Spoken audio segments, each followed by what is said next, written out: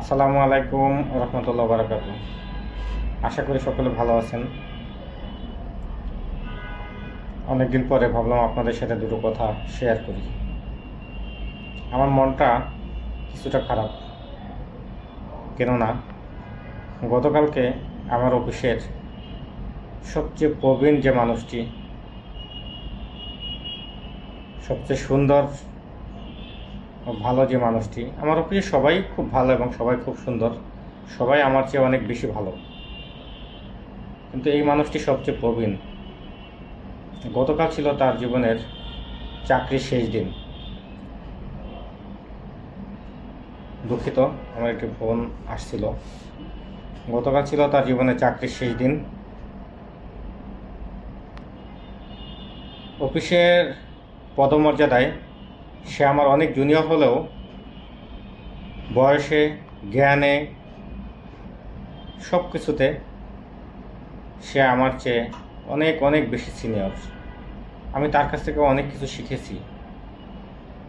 আমি তাকে অনেক শ্রদ্ধা করি, ভালোবাসি। ভদ্রলোকের নাম আনিস সাহেব। তো গতকালকে আনিস সাহেবের চাকরির শেষ দিনে আমার রুমে আসলেন আমার কাছ থেকে বিদায় নিতে। আমরা ওনাকে ফেয়ারওয়েল দিতে চেয়েছিলাম, ছোটোখাটো একটা অনুষ্ঠানের আয়োজন করতে চেয়েছিলাম, কিন্তু ওনার একান্ত পীড়াপিড়িতে এবং একান্ত অনুরোধে আমরা সেটি করিনি। তো উনি যার যার রুম থেকে বিদায় নিচ্ছেন, যথারীতি আমার রুমেও আসলেন।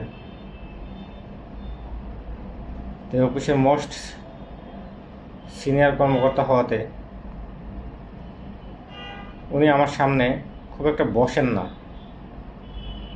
কালকে অনুরোধ করার পরেও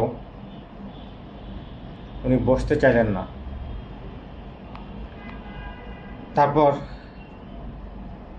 আসলে চাকরির চাপে ভাঙে শরীর, পারিবারিক দায়িত্বে ভেঙে পড়ে মন। তবুও আমরা বলি, বিশেষ করে আমরা পুরুষরা বলি, আমি আছি, চিন্তা করো না।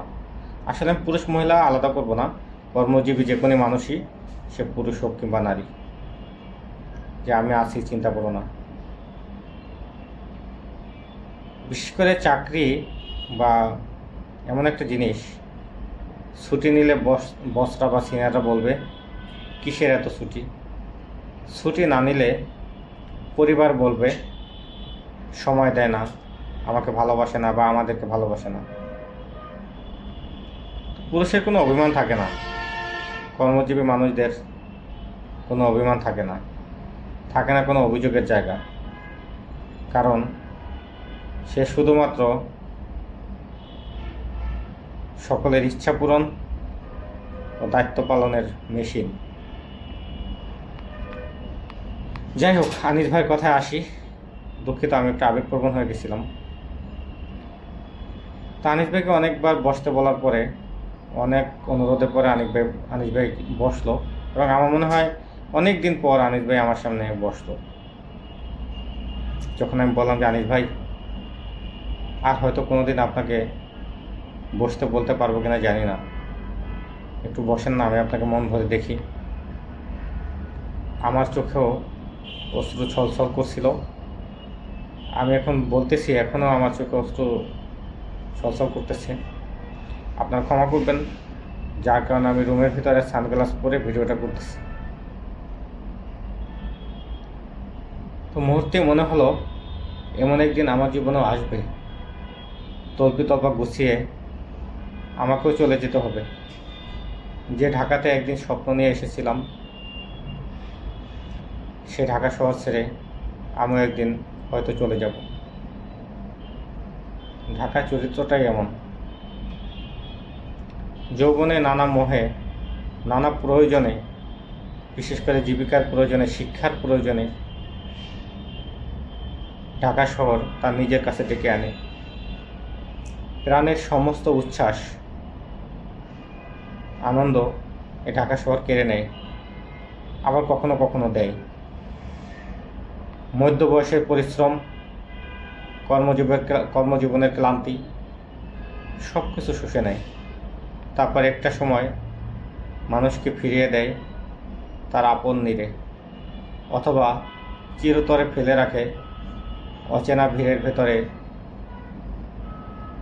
কেউ ফিরে যেতে পারে, কেউ হয়তো আর কখনো ফিরতে পারে না।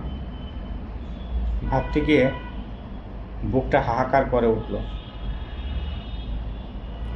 জীবন আসলে একটা ছোট্ট যাত্রা মাত্র, আর আমাদের কর্মস্থল, বিশেষ করে শহরে কর্মস্থল, আমার কাছে ঢাকা কেবল তার একটি অস্থায়ী মঞ্চ। আমি একটা আবেগপ্রবণ হয়ে গেলাম, সবাই আমাকে ক্ষমা করবেন, আমার জন্য দোয়া করবেন। আল্লাহ যদি আমাকে কখনো পৃথিবী থেকে নিয়ে যায়, আল্লাহ যখন আমাকে পৃথিবী থেকে নেবেন, আমাকে যদি ঈমানের সাথে, সততার সাথে পৃথিবী থেকে নিয়ে যায়, কোনো বান্দার হক যেন আমার দ্বারা নষ্ট না হয়, এই দোয়াটাই সকলের নিকট চাই। আসসালামু আলাইকুম ওয়া রাহমাতুল্লাহ।